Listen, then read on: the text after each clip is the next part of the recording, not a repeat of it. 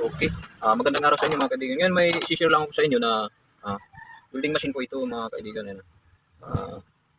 MA250 Plus. Ang naging problema nito mga kaibigan ay wala siyang kuryente. Walang lumalabas dito na voltahe mga kaibigan sa walang output. So, ang nag-obserbahan ko lang kasi dito mga kaibigan ay umaandar yung fan niya. Ito.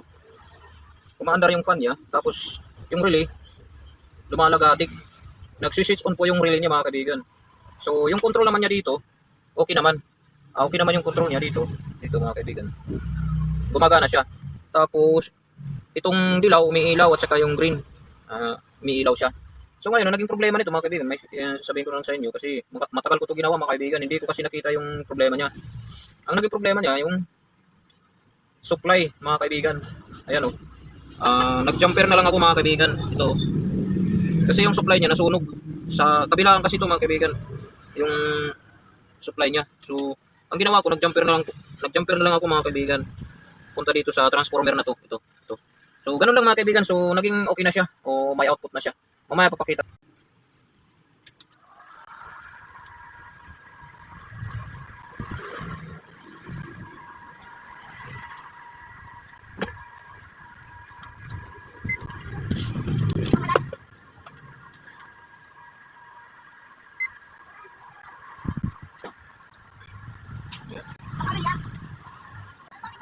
Meron na siyang voltahe.